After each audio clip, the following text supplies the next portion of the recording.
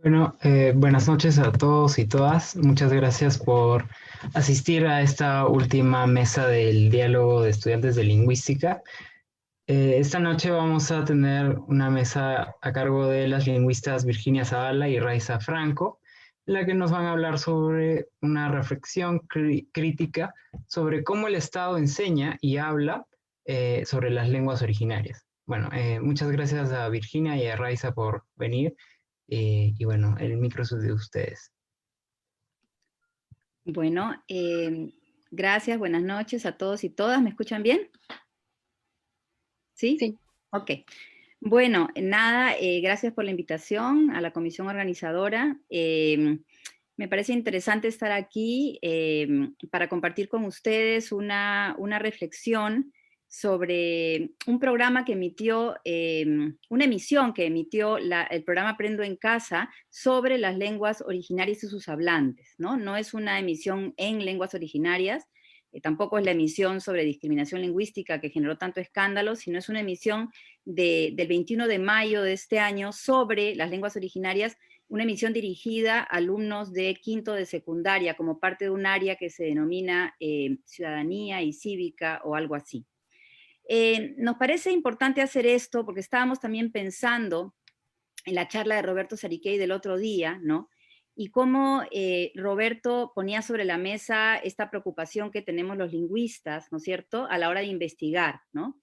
Hay una serie de discusiones, ¿no?, sobre cuál es nuestro rol, si solamente debemos investigar, digamos, las lenguas, ¿no es cierto?, y hablar sobre las lenguas, o también considerar los hablantes, trabajar para los hablantes, o incluso trabajar con los hablantes, ¿no? Y Roberto incluso decía que hay algunos miembros de las comunidades donde él trabaja que se convierten en coinvestigadores, ¿no? Y comienzan a investigar sus lenguas. Eso significa investigar con los hablantes, ¿no? Entonces, yo creo que es importante, yo creo que lo que nosotros vamos a decir también va en esa línea, ¿no es cierto? Esta línea de tomar distancia, ¿no es cierto?, de, de nuestra propia disciplina, ¿no? De esta complicidad histórica con la reproducción de la desigualdad, ¿no es cierto? A veces los lingüistas hemos, digamos, desplegado, desarrollado, ayudado a elaborar políticas lingüísticas en nombre de la ciencia, ¿no es cierto? Sin darnos cuenta que a veces, que siempre tenemos nosotros también una perspectiva, ¿no es cierto? Que está presente y sobre la cual tenemos que reflexionar, ¿no? Entonces, en esta oportunidad nos parece importante lo que vamos a decir, porque de alguna manera funciona para tomar distancia de categorías conceptuales, ¿no es cierto? Maneras de hablar sobre las lenguas que a veces nosotros también reproducimos, y yo creo que nosotros somos parte de este discurso, ¿no? Entonces, vamos a decir que la educación, ¿no?, de alguna manera no es una caja cerrada o un contexto disociado de procesos sociales y culturales, sino un espacio sociopolítico donde se desarrollan luchas por fijar versiones de la realidad. Y en estas luchas por fijar versiones de la realidad también se fijan versiones sobre las lenguas en general, las lenguas originarias y los hablantes de estas lenguas, ¿no? Ahora, vamos a analizar este programa Aprendo en Casa, no porque vamos a decir que, digamos, que el programa en general es de esta manera, sino estamos analizando una emisión en particular, no hemos mirado todos los programas ni mucho menos, y lo que vamos a decir no revela la calidad del programa en general, ¿ya? Esto es importante. Vamos a decir que hay maneras de hablar sobre las lenguas originarias que despliegue el Estado, ¿sí? Y que se parecen también a veces a estas maneras que tenemos los académicos de hablar sobre las lenguas originarias. Vamos a tomar distancia de estas maneras, vamos a reflexionar críticamente sobre estas maneras, ¿no? Y ustedes dirán, bueno, pero ¿qué maneras son las únicas maneras? Bueno, aquí he puesto una lista con algunas cosas que vamos a tratar de desempaquetar a lo largo de la charla, ¿no? Esta idea de que hablamos de las lenguas en peligro, que vamos a defender las lenguas, ¿no?, que las lenguas son tesoros o riquezas de la humanidad. No voy a leer todo lo que está ahí, pero de alguna manera vamos a ver que eso se reproduce en este programa que vamos a analizar. Y lo que vamos a decir es que este discurso que vamos a analizar se vincula con el manejo de la diversidad en el marco de la nueva economía globalizada y se vincula también con un multiculturalismo neoliberal imperante en el país, ¿no? Entonces es como un discurso bastante despolitizado sobre las lenguas originarias que las concibe como objetos desvinculados de las luchas socioeconómicas de sus hablantes, ¿no? Kim Lika, por ejemplo, dice que la diversidad lingüística en este mundo es permitida siempre y cuando no cuestione o amenace la integridad del régimen existente de relaciones productivas, ¿no? Nos parece importante esa cita. Bueno, entonces en esta charla vamos a preguntarnos lo siguiente: ¿qué discurso o qué maneras de hablar sobre las lenguas originarias y sus hablantes despliega el Estado? ¿Qué presupuestos subyacen este discurso? ¿Qué estrategias emplea el Estado para fijarlo como un régimen de verdad? ¿Y qué proyectos políticos se articulan a estas maneras de hablar sobre las lenguas originarias? ¿No? Maneras de hablar, un discurso sobre las lenguas originarias que no es neutral, no es transparente, es un discurso, ¿no es cierto?, anclado culturalmente y con intereses específicos. Entonces vamos a pasar a delimitar tres aspectos, ¿no es cierto?, de la charla. En la charla vamos a tocar tres aspectos y un último que tiene que ver más con propuestas. Entonces, un primer aspecto del cual se va a encargar Raiza es este discurso de las lenguas en peligro. Luego yo voy a hablar de este aspecto que es el multilingüismo celebratorio y la negación de los antagonismos. Luego Raiza va a tomar la palabra y va a hablar de esta relación esencializante entre lengua, cultura, identidad y territorio. Y yo voy a terminar con maneras de hablar alternativas sobre las lenguas originarias y algunas reflexiones finales de manera breve. Le doy entonces la posta a Raiza. Gracias, Virginia. Gracias también a los organizadores y a los asistentes. Entonces, en primer lugar, queríamos hablar un poco sobre el discurso de las lenguas en peligro.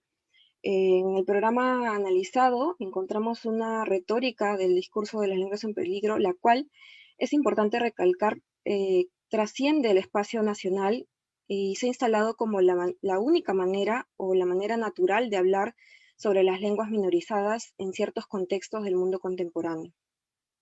Entonces, como parte de este discurso, discutiremos tres temas o tropos recurrentes. Primero, la valoración hiperbólica de las lenguas. Segundo, la afirmación de que las lenguas son un bien común que nos pertenece a todos. Y tercero, la enumeración de las lenguas y el llamado de alarma sobre su extinción. Entonces, como primer punto, pasemos a hablar sobre la valoración hiperbólica.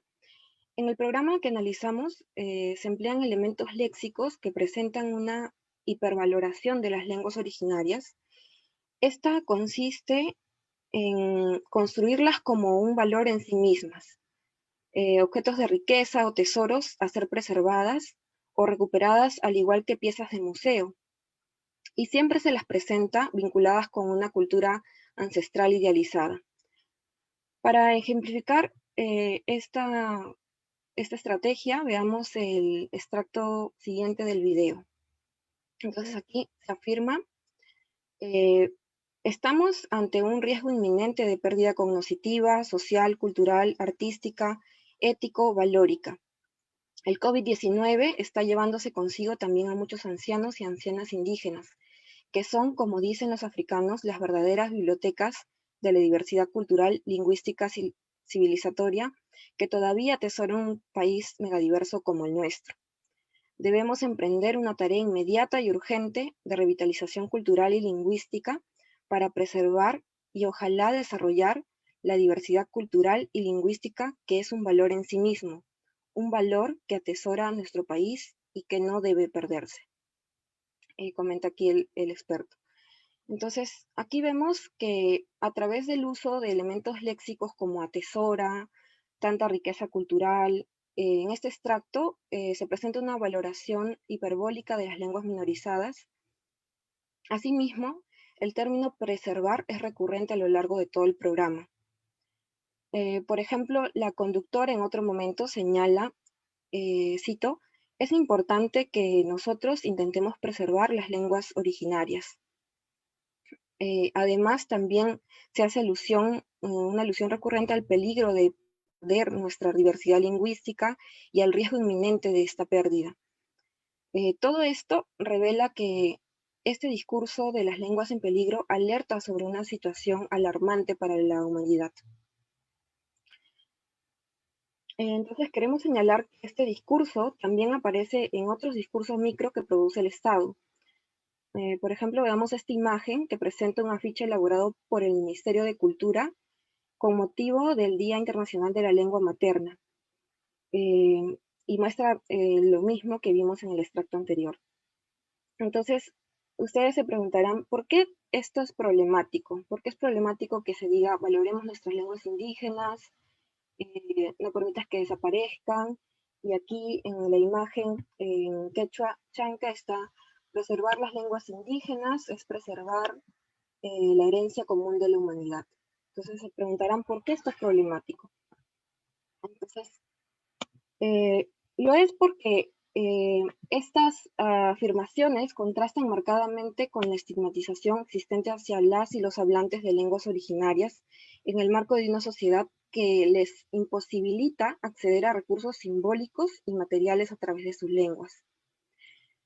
Y en ese sentido, esta representación de las lenguas originarias está alejada de los hablantes reales y contribuye a que estos las perciban como recursos que solamente tienen valor fuera de las prácticas cotidianas.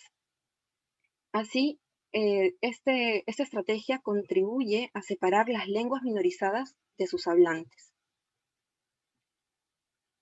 Como segundo punto del discurso de las lenguas en peligro, la emisión analizada sostiene la premisa de que las lenguas originarias nos pertenecen a todos los peruanos, quienes debemos estar convencidos de que poseemos esta particular forma de riqueza y que por eso tenemos una responsabilidad sobre ellas.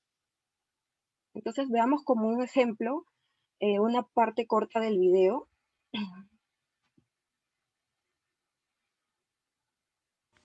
Siendo el Perú un país con tanta riqueza cultural, esta situación es realmente preocupante. Como país estamos en peligro de perder nuestra diversidad lingüística. Muy bien, entonces aquí la conductora del programa, en este ejemplo se usa mucho el posesivo de la primera persona plural y es también recurrente a lo largo de todo el programa. Se utiliza, por ejemplo, nuestras lenguas originarias, nuestra diversidad lingüística, y también a lo largo del programa se selecciona nuestro país o a un país megadiverso como el nuestro como portadores de las lenguas indígenas gracias al uso del verbo atesora, como también vemos aquí. Entonces, sin embargo, presentar a las lenguas originarias como nuestras resulta un poco contradictorio en un contexto como el peruano, porque no encontramos iniciativas importantes para que las lenguas originarias sean aprendidas por los no indígenas, quienes muchas veces no tienen información sobre ellas, ni conocen a las personas que hablan las lenguas. Y esto también es mencionado en el programa cuando la conductora invitada pregunta: ¿tú conocías cuán enorme era nuestra diversidad lingüística a los estudiantes? Entonces así, la idea de que las lenguas y la diversidad cultural le pertenecen al país contrasta con una noción de la diversidad cultural y lingüística pensada como un patrimonio de estos otros que existen en lugares otros.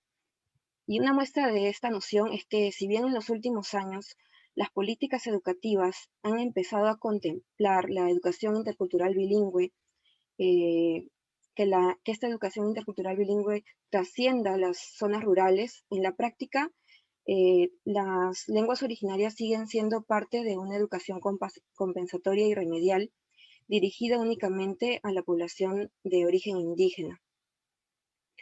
Entonces, la EIB no se ve necesaria en las escuelas de zonas urbanas o niveles educativos que vayan más allá de la primaria. Por ello, creemos que se trataría de un tipo de educación en lengua materna basadas en estrategias de gobernanza y en formas de construir al otro que son coloniales. Finalmente, como parte del discurso de las lenguas en peligro, vamos a ver la estrategia de la enumeración. Esta consiste en presentar estadísticas impactantes sobre la cantidad de lenguas originarias existentes y sus niveles de vitalidad y escasa cantidad de hablantes. Esta estrategia está en el centro del discurso de las lenguas en peligro. Entonces, vamos a ver una parte corta del video donde vemos a estudiantes usando esta estrategia de enumeración.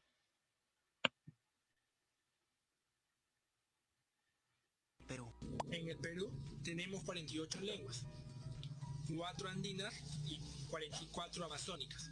Y es por esto que en la actualidad contamos con 48 lenguas originarias u oficiales en todo el Perú. Cabe resaltar que estas lenguas se enfrentan continuamente a los problemas de la extinción. Hasta el momento han desaparecido alrededor de 35 lenguas y es lamentable saber que tenemos 3 lenguas que están en peligro y otras 18 que están en un serio peligro de desaparecer. Es lamentable. Muy bien, este extracto también nos va a servir para una parte posterior, pero ahora quisiera que nos fijemos sobre todo en que se prioriza contabilizar las lenguas, ¿no? Entonces el uso de la enumeración se da a lo largo del programa. Lo hace también la conductora invitada y la conductora. Y es necesario señalar que aquí, tras esta enumeración, hay premisas ocultas, pues para ser contada, en primer lugar, una variedad lingüística, ya sea una lengua o un dialecto, debe tener primero un nombre, lo que implica delimitarla como un objeto fijo y autónomo. Entonces, y como afirman Moore et al. 2010, una vez rebautizada la lengua X se convierte en contable junto con las lenguas W, Y y Z, y una vez que la lengua X ha sido contada, sus hablantes se convierten en contables, precisamente como hablantes de la lengua X, independientemente de cualquier otra variedad que puedan hablar o entender. Y de esta forma se simplifican las complejas prácticas lingüísticas y se desvía la atención de las dinámicas de cambio. Precisamente en esta edición analizada, esa estrategia es reproducida por todas las personas invitadas, incluida la conductora. A pesar de las buenas intenciones que motivan el uso de esta estrategia, resulta problemática porque proyecta una preocupación por defender las lenguas e invisibiliza la situación de sus hablantes. Además, el énfasis en la enumeración puede fijar una percepción negativa sobre las comunidades y podría utilizarse, por ejemplo, para justificar que una comunidad no reciba fondos estatales porque se trata de una comunidad con población insignificante en términos numéricos. Entonces, podemos apreciar que esta estrategia de enumeración también está en la imagen del afiche que realizó el Ministerio de Educación por el Día de las Lenguas Originarias. A esto se suma que en el programa, la conductora invitada prioriza la identificación de las lenguas como códigos fijos que se pueden listar. Pregunta, por ejemplo, ¿hablas alguna lengua originaria? ¿Cuál? ¿Qué lenguas hablan o habla tu mamá, tu papá, tus abuelos o bisabuelos? ¿Cuál de las lenguas de la Amazonía mencionadas en el video conoces o has escuchado hablar de ella? Entonces, al respecto, sin desmerecer esa estrategia de identificación como punto de partida, es importante llamar la atención sobre el riesgo de la presentación de las lenguas como entidades contables, porque desaprovecha que los estudiantes reflexionen y realicen preguntas cualitativas sobre los procesos sociales que explican por qué determinados recursos y prácticas lingüísticas se dejan de usar. Que reflexionen cuando pasamos del cambio lingüístico al cambio de lengua. Así, en esta primera parte hemos abordado la representación de las lenguas originarias como riquezas invaluables, la reiteración de que son pertenencias nacionales y la estrategia recurrente de la enumeración en el marco de una ideología que invisibiliza su lugar de enunciación y se erige como buena en sí misma. En la siguiente sección vamos a ver que lo anterior se ve reforzado por un multilingüismo celebratorio que niega los antagonismos y las relaciones de poder implicadas en la situación de los hablantes de lenguas originarias. Entonces le doy el paso a Virginia para que hable del multilingüismo. Bueno, esta es una segunda parte, ¿no? Digamos, Rice había hablado sobre esto del discurso de las lenguas en peligro, que está digamos, muy discutido en la bibliografía, ¿no? Que son estos discursos del language endangerment, ¿no? Yo acá quiero decir que también el programa de alguna manera emite este discurso del multilingüismo desde una perspectiva celebratoria que es análoga a esta perspectiva del multiculturalismo y la diversidad desde un punto de vista celebratorio, ¿no? Y que niega los antagonismos de alguna manera. No hay ningún problema en celebrar, digamos, el multilingüismo o la diversidad de culturas, pero si solamente el asunto se queda ahí, ¿no? se vuelve como un discurso un poco artificial, un poco light, ¿no? Entonces, yo voy a empezar diciendo que en este programa se transmitió una imagen de las lenguas originarias como dispositivos que funcionan al margen de las estructuras sociales, ¿no es cierto? El énfasis se colocó más bien en hablar de las lenguas originarias de una perspectiva celebratoria que invisibiliza el papel que el contexto, la historia y las causas estructurales han jugado y juegan en el devenir, no solo de las lenguas, sino sobre todo de la situación de sus hablantes, ¿no? La conductora, por ejemplo, en un momento dice, somos un territorio privilegiado, estoy citándola, con 19 familias lingüísticas y 48 lenguas originarias o indígenas, ¿no? También cuando hace referencia a los estudiantes que asisten al TINCUY, que es esta reunión que organiza el Ministerio de Educación con niños de diferentes partes del Perú, dice, es impresionante, tanta sabiduría y tanto amor por su cultura, bueno, en fin, ¿no? Entonces, quiero decir también que si bien se incorporaron las voces de expertos, estudiantes, funcionarios, e incluso se puso el video de las lenguas del Perú, ¿no? Que hicimos con colegas en la Universidad Católica, el programa optó por seleccionar, ¿no es cierto?, solamente los aspectos menos problemáticos de estas fuentes, ¿no? Los que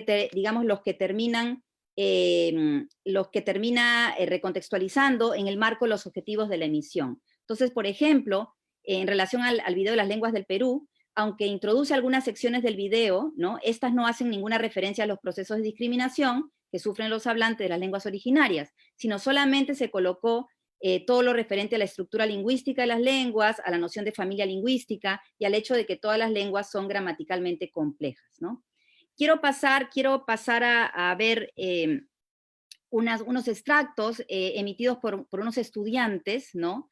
Ustedes saben que son las voces de los estudiantes, pero voces mediadas por el programa, obviamente, ¿no? Entonces esto de acá ya lo pasó Raiza en un video, pero quería analizar un poquito para que vean cómo se, digamos, se esconde, se silencia lo de las estructuras sociales, ¿no? Entonces, creemos, por ejemplo, que aquí en estos ejemplos, ¿no?, este tipo de discurso naturaliza la situación de vulnerabilidad de las lenguas al silenciar los procesos históricos, las relaciones de poder y los sujetos involucrados, ¿no? Entonces, por ejemplo, en estos extractos mostrados, priman o tenemos de manera recurrente los tipos de verbo mediante los cuales se da cuenta de una realidad sin fuerzas humanas ni responsables de los procesos sociales. Por ejemplo, los verbos existenciales como tenemos, en tenemos 3 lenguas que están en peligro, contamos con, por ejemplo, en la actualidad contamos con 48 lenguas originarias, o han desaparecido, como en han desaparecido alrededor de 35 lenguas, ¿no? Se muestra una realidad en la que los fenómenos existen o dejan de existir más allá de procesos sociales con sujetos responsables. También, por ejemplo, los verbos que se llaman relacionales, como están, en 3 lenguas que están en peligro, otras 18 que están en serio peligro, atribuyen la condición de riesgo a las lenguas de forma natural, como si se tratara de características propias de ellas, y nuevamente sin contemplar estructuras sociales y grupos específicos que han condicionado esta situación de peligro. En la frase, por ejemplo, estas lenguas se enfrentan continuamente a los problemas de la extinción, las lenguas aparecen como víctimas de instancias despersonalizadas a partir de estrategias de nominalización, por ejemplo, problemas de la extinción, y no de grupos de poder que históricamente se han encargado de invisibilizar a la población originaria y de negarles derechos ciudadanos, ¿no?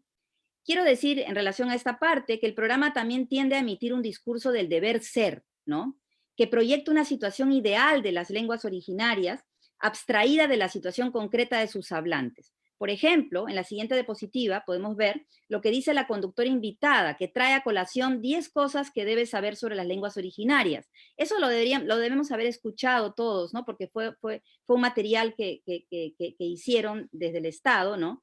Y entonces, por ejemplo, entre estas 10 cosas está: todas las lenguas son importantes independientemente de cuántas personas la hablen. Hablar una lengua indígena originaria no es un obstáculo para aprender nuevas lenguas. Debemos promover el uso de las lenguas que estamos dejando de hablar para que éstas no desaparezcan. Todas las lenguas indígenas y originarias peruanas son oficiales. Si bien creemos que es importante poner sobre la mesa esta dimensión de la discusión, no nos parece que debe salir ni mucho menos, creemos que es fundamental también explicar que, a pesar de lo anterior, las ideologías que se han construido históricamente sobre las lenguas originarias complejizan este panorama. En oposición a estas afirmaciones de la conductora invitada, en el Perú no todas las lenguas se conciben como importantes. Se piensa que el quechua malogra, entre comillas, el castellano de los bilingües. Los padres de familia no transmiten estas lenguas a sus hijos por miedo a que estos sean discriminados, y la oficialidad de las lenguas originarias no suele funcionar a veces en la práctica, ¿no? Entonces, si los postulados del deber ser, creemos, no se complementan con explicaciones complejas que deconstruyen las ideologías que sitúan a las lenguas originarias y a sus hablantes como inferiores al castellano, estas declaraciones pueden contribuir a invisibilizar la discriminación que obliga a sus hablantes a dejar de hablar su lengua. Ahí también hay acá también es un afiche, ¿no es cierto?, del Ministerio de Educación. Casi siempre los afiches salen en los días, dos fechas conmemorativas del año, ¿no? El Día Internacional de las Lenguas Originarias, y ahí vemos un poco este discurso celebratorio, todos se ríen, todos se abrazan, todos están bien, hay una cuestión de discurso armónico, un poco infantilizado, los colores, qué sé yo, se puede hacer mucho análisis, pero me voy a quedar ahí, y le voy a dar el paso a Raiza para que entre a la tercera parte. Muy bien, entonces, en esta parte de la relación entre lengua, identidad, cultura y territorio, queremos señalar que el discurso dominante en torno a las lenguas originarias y sus hablantes también construye una asociación entre lengua, por un lado, y cultura, identidad y una comunidad específica, por otro. Como si se tratara de entidades delimitadas que se corresponden directamente y como si la identidad o la cultura fueran aspectos esenciales de una lengua. Entonces, para ejemplificar cómo se expresa esto en el programa, veamos un extracto donde se evidencia este discurso. En este extracto va a estar la conductora invitada, que también es especialista del Ministerio de Educación. Tenemos el derecho de hablar en nuestra lengua materna, porque gracias a la conservación de ellas se asegura la preservación de las distintas culturas y tradiciones que tenemos, así como nuestro rasgo de identidad y sentido de pertenencia. Recordemos que una cultura se transmite a través de una lengua. Entonces, si perdemos una lengua, perdemos una cultura y con ella muchos saberes. Sigamos con más en Aprendo en Casa.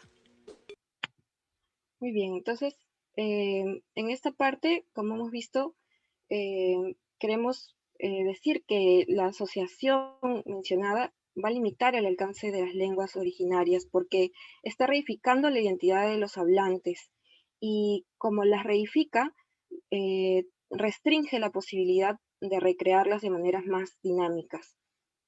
Y como consecuencia también se estaría deslegitimando a un sector amplio de hablantes cuya identidad no encajaría supuestamente en lo que se asocia con el uso de las lenguas originarias.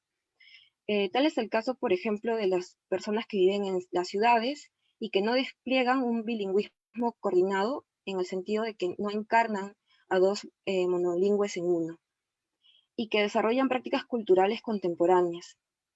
Entonces es como si la asociación ideológica mencionada dictaminara que las personas que se identifican con las lenguas originarias solo pueden ser de una manera: vivir en zonas rurales, haber sido socializadas en prácticas culturales ancestrales y hablar la lengua originaria como lengua materna.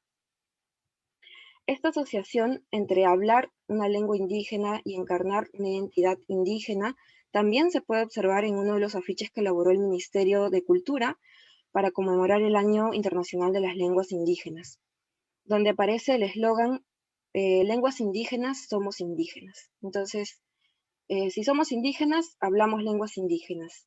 Y entonces solamente los indígenas pueden hablar lenguas indígenas y viceversa, ¿no? Entonces, esta manera de concebir la relación entre lengua y cultura se atribuye a la obra de Sapir-Whorf. Entonces, desde ese paradigma, se asume que las estructuras y el vocabulario de las lenguas proveen a sus hablantes con una serie de parámetros que tienen un impacto en su interpretación de la realidad y en su comportamiento. En ese sentido, las lenguas y sus categorías gramaticales como elementos léxicos serían depósitos que expresan un conjunto local de significados como una visión particular del mundo que se perdería cuando estas lenguas desaparezcan. Si bien es cierto, no podemos negar que la forma lingüística influye en la visión del mundo de los hablantes, esta relación entre lengua y cultura nunca es determinante. Y por ello es necesario señalar, como otros autores contemporáneos ya han hecho, que debemos dejar de colocar el énfasis en estructuras gramaticales y empezar a mirar cómo el uso de las lenguas es parte de prácticas socioculturales donde se pueden construir nuevas asociaciones entre lengua, cultura y identidad de una forma dinámica. En el programa, sin embargo, se está reproduciendo un discurso muy extendido en el que la lengua como sistema personifica la cultura como una caja cerrada, donde los hablantes no serían agentes de cambio cultural. Entonces, los participantes del programa afirman también que la pérdida de una lengua involucra la pérdida de los conocimientos, la cultura, la cosmovisión, los saberes y la identidad, como si todos estos aspectos estuvieran encarnados en las estructuras y el vocabulario de las lenguas. Así, pareciera que la lengua, a nivel de su forma, estuviera conectada a la cultura como un conjunto de rasgos estáticos que son abstraídos de la práctica o de las acciones que desarrollan los hablantes.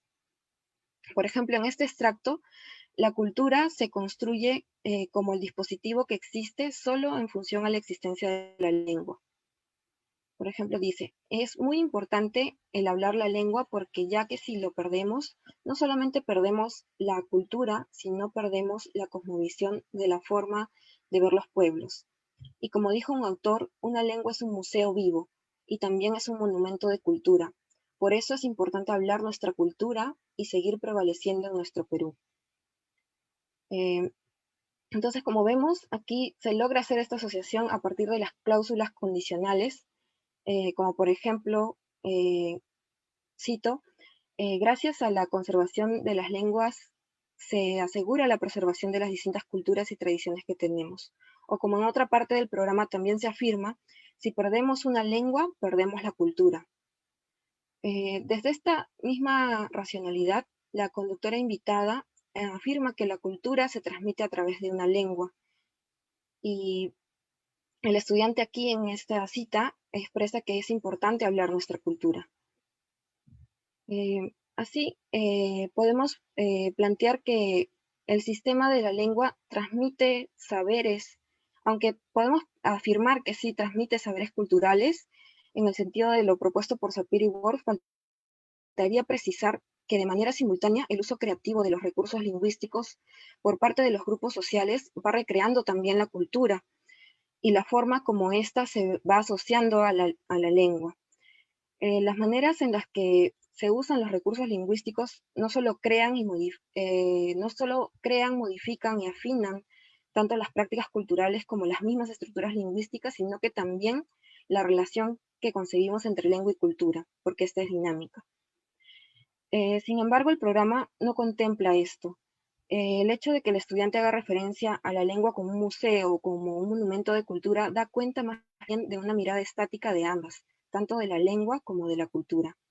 Entonces, aquí el problema con reproducir estas ideologías esencializantes de lengua, cultura e identidad está en que se asumen estas categorías como claramente delimitables, fijas y estáticas. Lo mismo se puede observar en la imagen siguiente, producida por el Ministerio de Educación, en el Facebook de Educación Intercultural Perú. Al hacer esto están excluyendo las nuevas subjetividades que se construyen a partir del uso de las lenguas originarias. Tal es el caso de muchas personas que se identifican con las lenguas originarias, pero que no encaja dentro de la identidad o la cultura que se asocia con ellas.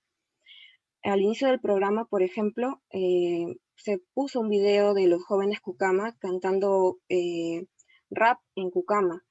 Es música urbana y la conductora presentó esto como,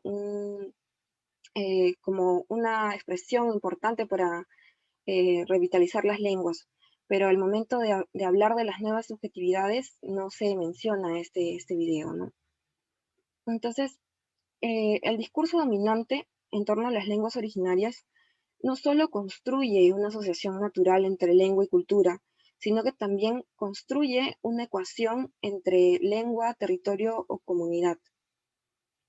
Al respecto, queremos decir que si bien sabemos que la relación entre lengua, territorio, es histórica, y que en el caso de las lenguas minorizadas esta relación ha servido para la movilización y la creación de legislación, también para la calificación de derechos con organismos nacionales e internacionales. Ahora, en este contexto, donde hay mayor movilidad, asumir que las lenguas están ancladas o confinadas a un lugar puede tener consecuencias negativas para sus hablantes.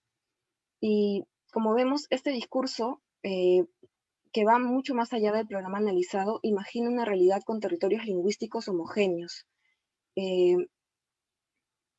y entidades esenciales que se ascriben naturalmente a ellos. Así, por ejemplo, en el evento del Tincuy se hace referencia a la presencia de 152 niñas y niños andinos, amazónicos y de la costa peruana. Aquí la mención de niños y niñas de la costa peruana revela que la costa es lo no marcado y que lo andino y lo amazónico aparecen como rasgo cultural que se confunden con lo andino y lo amazónico como territorio. De esta manera, se asume que la cultura andina corresponde, por ejemplo, con el territorio andino y además con las lenguas originarias andinas. Así entonces, esta ideología territorializa la lengua y ubica a las personas en lugares y territorios específicos con la lengua que naturalmente les pertenecería. De hecho, la fijación de las lenguas como en localidades específicas hace posible también la enumeración y sus hablantes que discutimos al inicio. Entonces se conecta con eso. Durante el programa también la conductora invitada presenta el mapa etnolingüístico que todos conocemos y pide que identifiquemos en él en qué lugares en la actualidad se habla el quechua, como si los hablantes del quechua no estuviesen en todas partes, como están en Lima también. Entonces, aquí la experta también fija un vínculo entre las lenguas originarias, entendidas siempre como lenguas maternas, y los niños y niñas de pueblos indígenas, de la educación en zonas rurales, cuando en realidad el uso de las lenguas también es parte de una población urbana que no se considera indígena y que ha desarrollado diversas trayectorias de bilingüismo más complejas. Entonces dice la conductora invitada, una gran cantidad de niños, de niñas y niños peruanos tiene como lengua materna una lengua originaria como el quechua, aymara, guajún, shipibo, conibo, ashaninka, entre otras. Ellos tienen derecho a una educación intercultural bilingüe en la que puedan aprender a leer y escribir en su propia lengua y en el castellano como segunda lengua. Entonces, es extraño ver que a pesar de que el Ministerio de Educación cuenta ya con una política EIB con modelos de atención que incluyen la EIB para zonas urbanas, se sigue construyendo una ecuación entre hablante de lengua originaria y hablante de lengua originaria como lengua materna, donde solamente los hablantes de lengua originaria como lengua materna tienen derecho a la EIB. Esto es particularmente problemático en un contexto en que los hablantes de las lenguas originarias como lenguas maternas son cada vez menos. Por eso es fundamental pensar en una política lingüística que integre y acoja a hablantes más heterogéneos y que no necesariamente corresponden con los estereotipos históricos. Nos referimos a estos estereotipos que posicionan a los hablantes de estas lenguas como otros que pertenecen a zonas rurales, tanto física como culturalmente. Entonces, consideramos que la relación entre lengua, identidad, cultura y territorio deben ser vistas como mutuamente constitutivas para no continuar excluyendo. Después de todo, hay que tener en cuenta que no es solo la lengua lo que define la identidad y la cultura de los hablantes, sino que son los grupos sociales los que tienen la capacidad de intervenir en la reinvención de sus propias lenguas, en el marco de las prácticas en las que se comprometen. Solo con esta mirada, que implica asumir que los hablantes definen qué es la lengua, podemos prevenir la exclusión de los bilingües cuyos repertorios no se ajustan a esta lengua idealizada del pasado precontacto con el español. Entonces, esa era en la parte de relación, y ahora le doy el pase a Virginia para que continúe hablando de las maneras alternativas de hablar sobre las lenguas originarias y sus hablantes. Ya. Bueno, hemos expuesto 3 aspectos, ¿no es cierto?, de este discurso, de esta manera de hablar sobre las lenguas originarias desde el Estado, ¿no? Y queríamos tener una última parte, digamos, tratando de mostrarles maneras alternativas de hablar sobre las lenguas originarias y sus hablantes, porque uno puede quedarse con la idea de, bueno, pero esa es la manera que conocemos y no hay otra, y es neutral, ¿no? Y es objetiva, qué sé yo. Y yo creo que la perspectiva comparativa puede ayudar a darnos cuenta que si bien hay cosas interesantes en el programa, creo que se queda un poco corto, ¿no es cierto?, para poder complejizar un poquito la situación de las lenguas y sus hablantes. Entonces, yo quería contarles un poco lo que voy a decir ahora. Voy a mostrarles un hilo de Twitter que se produjo a raíz del escándalo mediático que se generó por el programa de discriminación lingüística que se emitió el 5 de mayo de este año, ¿se acuerdan? Lo de la variedad de los castellanos y cuando se pasó el video de los castellanos. Entonces, una reacción a ese programa es este hilo de Twitter que les quiero leer. No les voy a leer todo porque hay como, no sé, pues 50 comentarios. Les voy a leer algunos para que vean que hay un patrón recurrente, ¿no? Hay una manera también de hablar sobre las lenguas originarias, específicamente sobre el quechua, que podríamos sacar de ahí, ¿no? Entonces voy a pasar, a ver, Raiza, el primero, voy a leerles rápidamente algunos de estos tweets. Dice, el primero que, digamos, generó la reacción de otros fue este de aquí, ¿no? Nunca aprendí Aymara, pese a que mi ascendencia es directamente, para que no me discriminen. Se negaron a enseñármelo. A mí no me vengan a decir que la discriminación lingüística no existe, y cuestionarlo es ideología. Gracias, Minedu Perú, por exponerlo, bien hecho. El siguiente dice, concuerdo, mis papás y abuelos son de Ayacucho y hablan quechua, aunque viví un año de mi niñez en un pueblito ayacuchano, mi abuelo nunca dejó que aprendiera. Le dijo a mis papás que era por el dejo que tendría al regresar a Lima.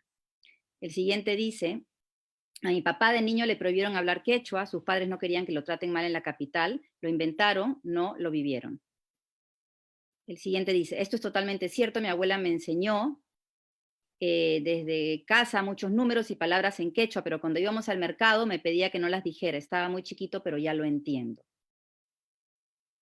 Mis padres, tíos y abuelos hablan quechua, nunca me enseñaron a hablarlo. En el colegio la gente que no hablaba o escribía bien, incluyendo disléxicos, eran maltratados por profesores y alumnos. Mi mamá me contó que cuando era chiquita, mi abuela no les dejaba aprender quechua, era ese miedo a las burlas en la ciudad. En el colegio vi cómo algunos de los alumnos se burlaban de los profesores, que por ser quechua hablantes no pronunciaban bien algunas palabras. Eso en Apurímac. La lengua materna de mi papá es quechua, nació en un pueblo huancavelica, sin embargo no lo habla porque de chiquito mis abuelos le inculcaron que para poder triunfar en la ciudad debía aprender español. Me pasó lo mismo con el quechua, entonces en los colegios hablar con mote podía significar ignorancia. Los papás de mi mamá tampoco le enseñaron quechua, de hecho a ninguno de sus 6 hijos. La razón era que querían que estudien en Lima y no querían que sus hijos sufran de discriminación. Mejor que no se den cuenta que eres de la sierra. Lo mismo sucedió con mis abuelos, quechua hablantes, y sus hijos eran conscientes de la discriminación lingüística, por lo que se negaron a enseñarles su idioma materno e incluso acordaron no hablar en quechua delante de sus hijos. Ese es el último, ¿no es cierto? Bueno, antes de eso, yo quería, son más, ¿no es cierto? Pero es interesante darnos cuenta que todos estos tweets tienen una estructura similar, ¿no? Se afirma un hecho, ¿no? Este asunto de que el enunciante no aprendió quechua, o sus padres, sus abuelos, ¿no? No aprendieron quechua, ¿no? Y se atribuye este hecho a la discriminación, ¿no? Entonces es como que se establece una relación causa-efecto, ¿no es cierto? El efecto es no haber podido aprender quechua y se atribuye esto a una causa que es la discriminación. Esta es una estructura, digamos, que recorre todos los tweets, ¿no? Aparecen también, por ejemplo, significantes como no, nunca, tampoco, se negaron, le prohibieron, que de alguna manera ayudan a visualizar los antagonismos, ¿no? Y esta visualización de los antagonismos es bien diferente al discurso de Aprendo en Casa, ¿no? Por ejemplo, hay una parte en el discurso de Aprende en Casa donde el experto, por ejemplo, dice, ¿no? Las propias familias y comunidades indígenas deben volver a la transmisión intergeneracional de las lenguas, ¿no? Y deben volver a transmitir sin vergüenza y hasta con orgullo ese saber. Este asunto del deber ser, ¿no es cierto? Cuando en realidad, obviamente, no transmiten la lengua por el miedo a la discriminación, ¿no es cierto? Y de manera consciente, además, ¿no? Es como si fuera una estrategia de sobrevivencia, ¿no? Entonces, lo que yo quiero decir aquí es que en los tweets no se pone énfasis en la extinción de las lenguas o en la celebración de las mismas, sino en cómo los hablantes viven el drama de tener que bloquear o olvidar su lengua debido a que ésta se ha asociado históricamente a territorios marginados o racializados, por ejemplo, cuando se dice mejor que no se den cuenta de que eres de la sierra, y también se ha asociado históricamente a identidades desvaloradas, como cuando dice hablar con mote podía significar ignorancia, ¿no? Ese es uno de los ejemplos, ¿no? Ahora, hay otros ejemplos que vienen de estudiantes, por ejemplo, de formación docente IB o difusores del quechua, jóvenes quechuas en la ciudad, ¿no es cierto?, que están moviendo el tema del quechua, que son como difusores del quechua y están pensando el tema del quechua de manera que, digamos, de una manera que los distancia bastante de este discurso oficial que se puede reflejar en el programa Aprendo en Casa, ¿no? Entonces, por ejemplo, les voy a poner algunos ejemplitos que vienen de posts de estos chicos, ¿no?, que suben a Facebook y a las redes sociales. Por ejemplo, este es un meme que dice, me dijiste que trabajaría al culminar mi carrera de IBE en la mejor universidad, y dice, sí, pero en tu chacra, ¿no? Y entonces alude a este asunto de que la IBE es solamente para zonas rurales, ¿no? Y entonces el trabajo tiene que ser pues en la zona rural solamente, entonces hay una visión como muy reduccionista de lo que es trabajar la lengua originaria en las escuelas, ¿no? Luego, por ejemplo, hay un chico que pone, ¿no? Quiero una IB a la vanguardia y no estática para preservar la cultura y la lengua, ¿no? O, por ejemplo, hay otras chicas, ¿no es cierto? Una chica que dice, ahora sí no entiendo nada de IB. Uno de los estudiantes me puso en jaque, me puso en cuestión y me dijo, si no soy indígena no tengo derecho a la IB. Entonces, ¿para qué? ¿Acaso no es discriminación y racismo, no? Como diciendo, ¿quién tiene derecho a la IBE? ¿Solamente los indígenas que hablan como primera lengua, la lengua originaria? ¿O también tienen derecho, ¿no es cierto?, a que en la educación se use la lengua originaria otros niños, otros jóvenes que viven no necesariamente en zona rural y que no necesariamente se consideran indígenas, ¿no? O, por ejemplo, otro chico dice, siento que todo el futuro del quechua u otros idiomas originarios recae solo en la EIB. ¿Acaso solo nosotros tenemos esa responsabilidad moral para con nuestros pueblos, ¿no? Entonces, son sumamente críticos, ¿no? Y creo que están desafiando el discurso oficial en torno a las lenguas originarias y sus hablantes, ¿no? O, por ejemplo, el último que quiero mostrarles, ¿no? Un chico que se dedica a enseñar quechua, ¿no? En Lima, ¿no? Dice, mientras nos desgastamos debatiendo sobre un quechua auténtico, no sé qué dice ahí porque no lo leo, verdadero, etcétera, sobre si lo correcto es lo trivocálico, pentavocálico, nos estamos alejando de la perspectiva, ¿no? De que se necesita que nuestra lengua se siga hablando en todas sus variantes, ¿no? Y así mantener viva todos los saberes, etcétera, ¿no? Y cita a su vez cita una cita, ¿no? De un lingüista mexicano, y dice, las lenguas son importantes, pero mucho más importantes son sus hablantes. Las lenguas mueren porque sus hablantes son discriminados y violentados, ¿no? Entonces, bueno, a partir de estos 12 ejemplos, digamos, ¿no?, de los tweets y de estos chicos jóvenes que están pensando el tema del quechua, están resignificando también lo quechua y el ser, y qué significa ser quechua hablante, ¿no es cierto?, desde otros contextos, ¿no? Yo quería ir terminando, ¿no? Y quería como repensar cuál sería la alternativa, ¿no? Porque hemos desempaquetado, hemos cuestionado el discurso emitido por esta emisión en Aprendo en Casa, pero me parece que tenemos que decir algunas propuestas que nos parecen importantes. No me parece no nos parece en realidad que el programa se quedó digamos, en lo que hizo porque era un espacio virtual, porque tenía poco tiempo. Yo creo que a pesar del poco tiempo, a pesar del espacio virtual, estamos mirando, ¿no? Estamos observando un tipo de discurso que está muy enraizado y que se repite y que va mucho más allá del programa, mucho más allá del espacio nacional también, y que creo que tenemos que digamos, cuestionar, tomar distancia y preguntarnos, ¿no es cierto?, por qué se habla así sobre las lenguas originarias, a qué obedece, ¿no es cierto?, esta manera de hablar sobre las lenguas originarias. Entonces yo quiero decir acá en esta parte que si bien las lenguas originarias podrían seguir contándose, porque nadie va a poder huir de la enumeración, o sea, no hay otra, ¿no es cierto? O sea, que se pueden contar y podemos, digamos, en la escuela se puede enseñar cuántas lenguas originarias hay en el Perú, cuáles son, o sea, no hay nada de malo en eso, ¿no?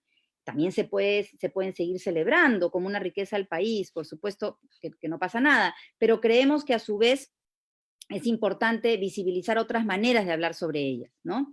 Los estudiantes de secundaria creemos que deberían reflexionar sobre el hecho de que las lenguas no son objetos cuyas dinámicas existen al margen de sus hablantes. Para los estudiantes, para los participantes de Twitter, por ejemplo, la lucha no está en preservar las lenguas, sino en cuestionar las ideologías que se han construido en torno a ellas para marginar a los hablantes. Nuestra propuesta es que se fomente en los estudiantes lo que se ha denominado una conciencia lingüística crítica. Por un lado, esto implica generar conciencia sobre la diversidad lingüística, lo cual supondría, entre otras cosas, por ejemplo, conocer qué lenguas se hablan en el país, ¿ok? Muy bien, familiarizarse con algunas estructuras lingüísticas de las lenguas originarias y también entender que las gramáticas de estas lenguas originarias tienen un alto nivel de complejidad. Pero esto nos parece, y también, digamos, le parece a la bibliografía sobre la conciencia lingüística crítica, que esto no sería suficiente. Por otro lado, creemos que es fundamental discutir cómo esta diversidad está jerarquizada e inscrita en relaciones de poder. Al respecto, por ejemplo, sería necesario reflexionar sobre la forma en que los recursos lingüísticos se han cargado ideológicamente, en el sentido de que han adquirido valoraciones particulares que benefician a unos y perjudican a otros. Nos referimos, por ejemplo, a la asociación que se ha naturalizado entre las lenguas originarias y territorios marginados y racializados, a la vinculación entre producir transferencias del quechua en el castellano y ser ignorante, por ejemplo, a la idea de que las lenguas originarias malogran, entre comillas, el castellano, o a la premisa de que estas lenguas están extinguiéndose por razones naturales y no sociales.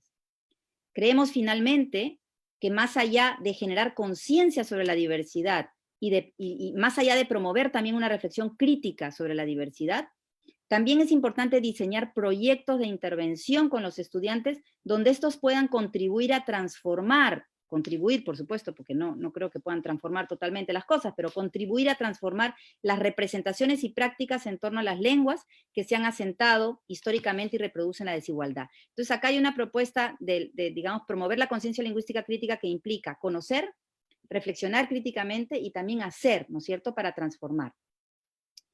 Aparte de esto, consideramos que es sustancial visibilizar formas alternativas de lengua e identidad basadas en la práctica y no en las formas lingüísticas, lo que también se alinea con centrar la discusión en la situación de los hablantes.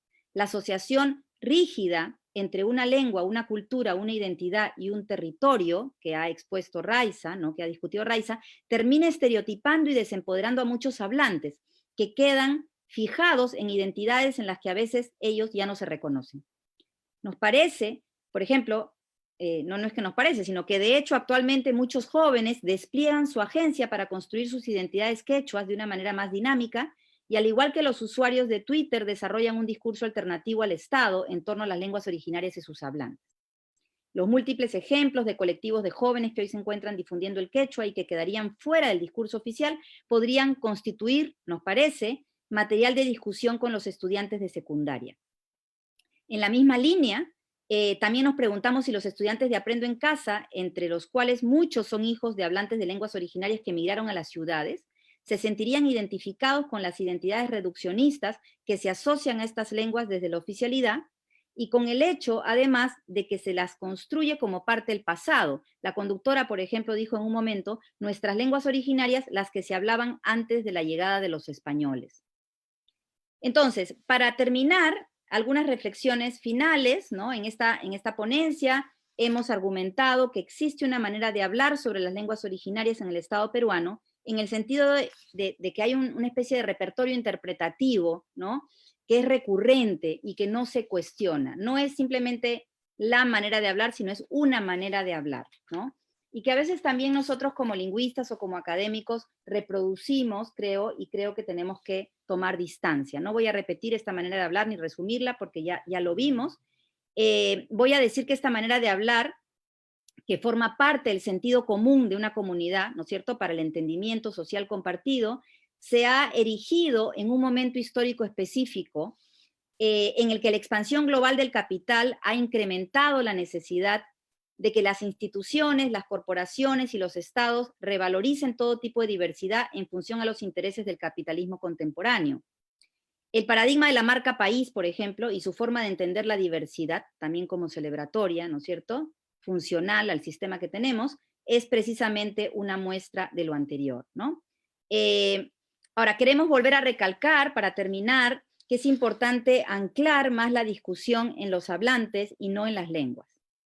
El problema con el paradigma que prioriza la defensa de las lenguas sobre la de sus hablantes es que no articula bien la igualdad de lenguas con la igualdad de recursos y no lidia de manera suficiente con preguntas más elaboradas sobre la distribución de los recursos. hay un autor que se apellida Blomer, que dice que declarar las lenguas iguales no hace que sus hablantes sean iguales en sociedades reales, ¿no es cierto? Esto es bien, bien importante, porque, por ejemplo, la sociolingüística asumió, ¿no es cierto?, la diversidad lingüística como un valor que hay que defender, y todo esto para reaccionar frente a una ideología del monolingüismo, ¿no es cierto?, a una ideología que veía ciertas lenguas como superiores a otras lenguas minorizadas, por ejemplo.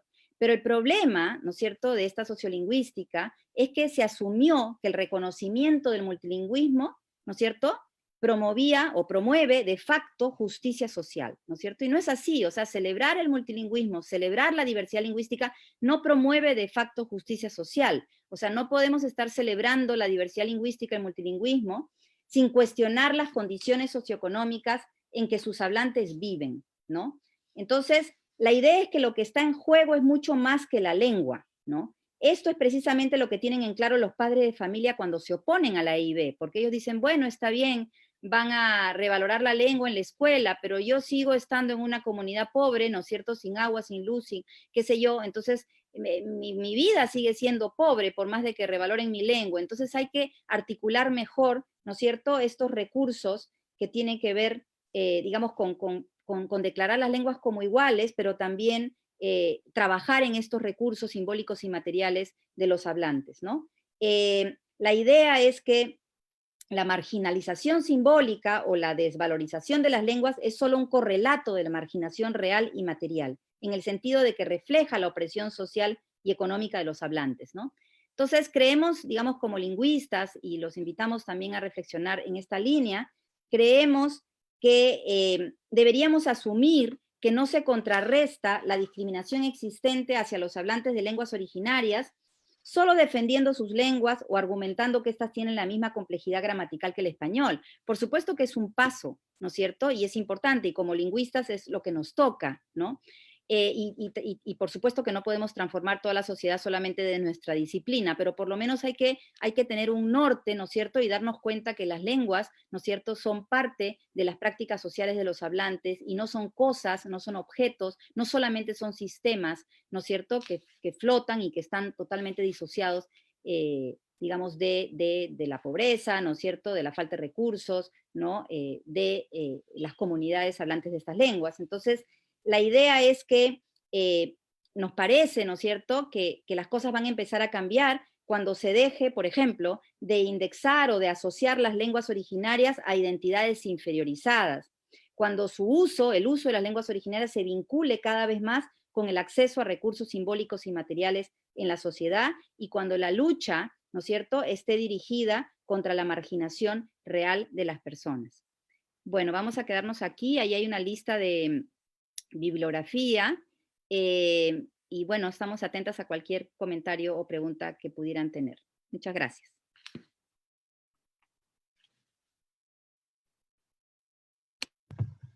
Bueno, muchas gracias Virginia y Raiza por su exposición, ha estado muy buena el análisis.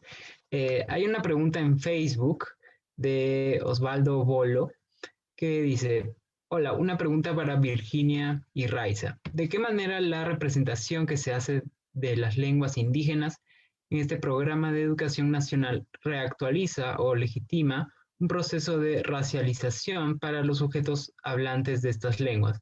Es decir, estas representaciones estatales sobre las lenguas indígenas contribuyen a una especie de exotización o quizá sublimación de los sujetos representados a partir de la categorización étnica que se les atribuye.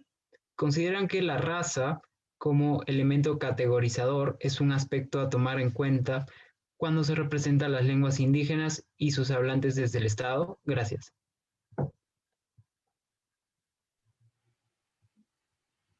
Sí, gracias Osvaldo. Sí, tu pregunta es buena y tu pregunta es compleja también. Yo creo que sí, ¿no? Habría que hacer el análisis sobre cómo, pero yo creo que sí. Yo creo que la misma educación intercultural bilingüe, por ejemplo, y el hecho de que solamente esté dirigida a zonas rurales, ¿no? Y asuma que la lengua originaria sirve hasta que, ¿no es cierto?, el estudiante ha adquirido el español, hace que también se enmarque, eso lo dicen algunos autores, ¿no? Hace que se enmarque en una práctica colonial, ¿no? Es como que se asume que la EIB está dirigida a estos otros que viven en lugares otros, ¿no? Y que tienen esta cultura exótica que hay que proteger, hay que preservar, esta idea de la preservación, hay que preservar y hay que mantenerlos como lejos, ¿no es cierto?, con esta cultura estática, ¿no?, exotizada, como dices tú, ¿no? Entonces, tiene que ver también con asumir estos otros como, digamos, con características naturales asociadas a ellos, entonces eso tiene que ver con la retórica racial, ¿no? Sí, o sea, yo creo que hay contradicciones desde el Estado, ¿no? Esto que estaba diciendo Raiza de cómo se sobrevaloran las lenguas, pero a la hora de la hora, pues, un adulto, un joven, no necesariamente los no indígenas, sino personas, por ejemplo, hablantes de las lenguas originarias como lenguas de herencia, que quieren recuperar sus lenguas, quieren aprenderlas. No hay espacios desde el Estado, desde el espacio público, no hay para aprender, ¿no es cierto? Clases, ¿no? Solamente es la IB dirigida a zonas rurales y de educación primaria. Entonces, es complejo, ¿no? Nadie está diciendo que celebrar no sea bueno, pero yo creo que ahí hay como cosas que mirar, ¿no? No sé si Raiza quieres decir algo. Ah, sí, sí, justo en la bibliografía, no sé si está acá, Químblica, así. O sea, esta pregunta de Osvaldo me hace pensar en lo del neoliberalismo multicultural, o el multiculturalismo neoliberal, porque en esta visión bueno, se plantea de que todo el multiculturalismo que inicialmente surgió como defensa de los pueblos indígenas ha sido absorbido por la dinámica neoliberal, ¿no? Entonces, la dinámica neoliberal ha aprovechado estas diferencias y de alguna manera está aprovechando esta exotización para, por ejemplo, eh, no sé, vender al país como un país megadiverso, ¿no? Somos uno de los países megadiversos y se utiliza las lenguas y las culturas como una riqueza para ponernos en este mercado, ¿no? Se vende hacia afuera un turismo multicultural para venir al país. Entonces, esto es lo que está pasando, ¿no? Entonces está viendo esta exotización que menciona Osvaldo y creo que es por eso que debemos ser conscientes de que si bien este discurso ha tenido un impacto importante en la reivindicación, si seguimos solamente quedándonos en eso, corremos el riesgo de ser funcionales al sistema existente, ¿no? Y eso me parece muy ilustrativo, por ejemplo, este ejemplo de cómo reaccionó todo el sector conservador de la sociedad frente al video del 5, donde sale Virginia, y se cuestiona abiertamente a los grupos de poder, donde sale este documental también donde se habla de los grupos de poder, y entonces reaccionan de esta manera a esto, pero luego de 2 semanas sale este video donde todo es muy suave, ¿no? Se dice, una parte de la conductora invitada dice que el castellano es el responsable de que las lenguas estén minorizadas, entonces se oculta un montón a estos grupos de poder, ¿no? Y me parece sumamente contradictorio el discurso de celebración de las lenguas indígenas y los pueblos indígenas en esta emisión por parte del Estado, porque al mismo tiempo estaban matando cucamas en la selva por exigir tener acceso al agua para sus comunidades en este contexto de la pandemia. Entonces, sí, me parece que entra en el marco, ¿no?, de todo esto, donde no se puede cuestionar las condiciones reales de los hablantes y solamente se utiliza para exotizar y vender más, ¿no?, como país multicultural. Ok, bueno, muchas gracias. Si es que no hubieran más preguntas, bueno, ya podríamos pasar al sorteo. Claudia y Sabina, no sé qué opinan. Yo creo que sí, igual podríamos ir avanzando con el sorteo. Si es que van llegando más preguntas, las pueden ir dejando. Sí, yo mismo tengo una pregunta. Genial.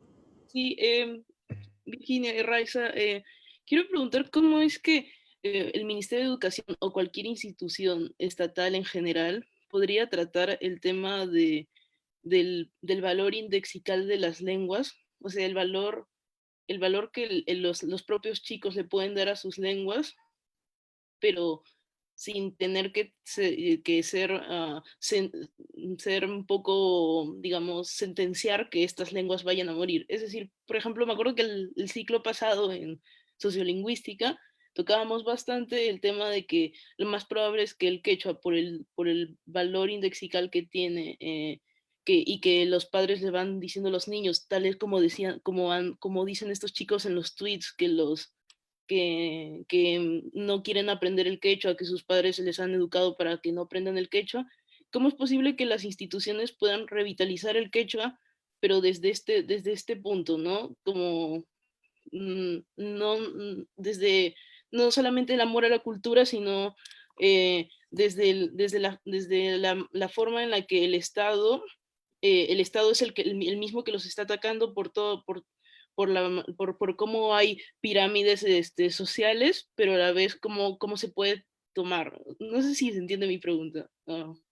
Sí, sí, Claudia, gracias. Me parece muy interesante tu pregunta. O sea, en realidad, a mí me parece que, digamos, para trabajar con chicos de quinto y media, pues tienes que trabajar cosas, no sé, pues más elaboradas, con más generar pensamiento crítico. Estamos hablando de chicos de quinto de media, ¿no es cierto? Y egresados, porque este programa es para quinto de media y egresados, ¿no? A veces esta idea de, no, pero esto está bien, porque ¿cómo vas a trabajar estas cosas de las relaciones de poder? Por eso lo que decía Raiza del programa anterior, es como que no sé en qué pasa con la educación, ¿no? Pero como que ya estos temas de la justicia social ya no pueden entrar, ¿no? Estamos en un tipo de educación que ya no permite entrar estas cosas, ¿no?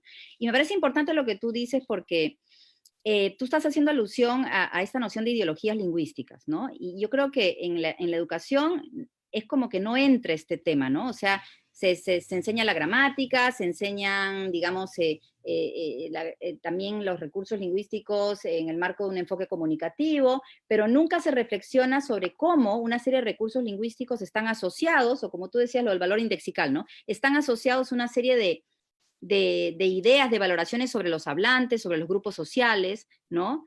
Y eso es fundamental, ¿no? Porque este valor indexical o este vínculo indexical entre una serie de recursos lingüísticos, por ejemplo, no sé, pues la alternancia vocálica, ¿no es cierto? Y el ser ignorante, por ejemplo, en relación al motoseo, ¿no? Eso es un vínculo construido, ¿no? Es un vínculo construido culturalmente, históricamente, digamos, a partir del ejercicio del poder. Entonces, eso, de manera un poco más desarrollada, se puede explicar con chicos de quinto y secundaria. Entonces, estos vínculos de esta forma te hace ignorante, hablar de esta forma, ¿no es cierto?, qué sé yo, te hace más inteligente, todo eso de ahí es un vínculo cultural, no es una relación natural, ¿no? Entonces, yo creo que eso tiene que trabajarse en la escuela, porque es fundamental, porque esas ideologías lingüísticas o esas ideas en torno a aspectos del lenguaje influyen sobre el hecho de que los chicos usen ciertas formas o no usen ciertas formas, o usen ciertas lenguas y dejen de usar otras lenguas. Entonces, es eso, ¿no? Yo creo que falta mucho pensar en el tema educativo en relación al lenguaje, el área del lenguaje, cómo se tiene que trabajar en el área del lenguaje, y ustedes que son futuros lingüistas, yo creo que, digamos, hay que pensar que hay mucho por hacer, ¿no? En el terreno educativo. Pero bueno, le quiero dar la palabra también a Raiza, no sé si quiere decir algo sobre eso.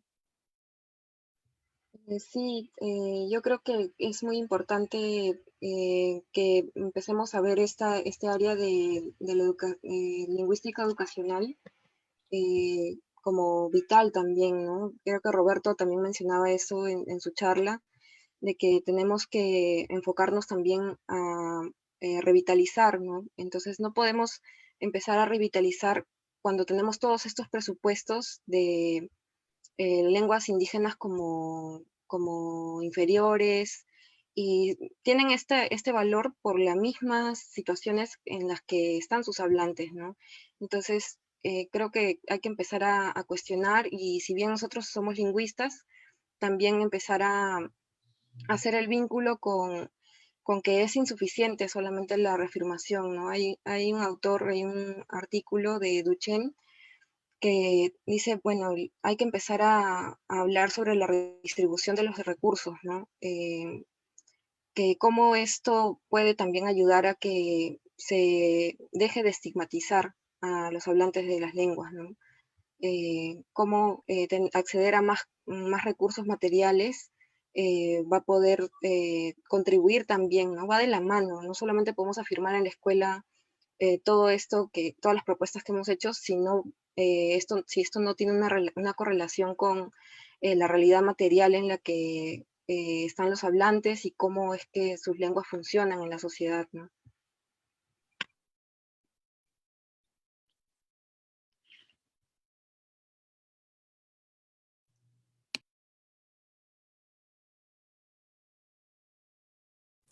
Muchas gracias por la respuesta, Raiza y Virginia. No sé si ahora pasamos al sorteo o Pedro, ¿has recibido alguna otra pregunta? No, no ha llegado otra pregunta. Así que sí, ya Entonces sí podríamos. pasamos al sorteo, creo. Ujú. Clau, ¿tienes la página lista? Sí. Gracias Virginia y Raiza por sus respuestas y por la ponencia en general. Ha sido muy buena. Voy a pasar el sorteo y también si alguien tiene una pregunta la puede hacer aún, porque el sorteo es un momentito. Aquí estoy compartiendo pantalla, está toda la gente de Zoom, de Facebook, de Instagram. También voy a sortear 2 veces porque el libro de la tarde, el que ganó no cumplía con las condiciones, no se había inscrito a Zoom. Ya, ha ganado Miriam Merna. La segunda persona es Carol Taipe. Ya, eso sería todo. Si hay más preguntas, podríamos pasárselas a Virginia y a Raiza.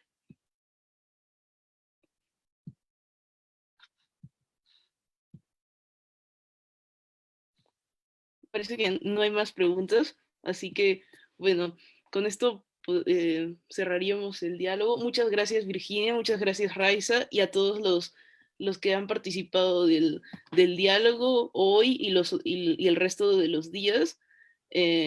Gracias por participar en esta 21ª edición, que ha sido un poco extraña acá de manera virtual. Ojalá el próximo año sí se pueda hacer de manera presencial. Muy bien, muchas gracias a todos. Gracias a ustedes. Gracias a ustedes y felicitaciones por la organización. Gracias, Virginia.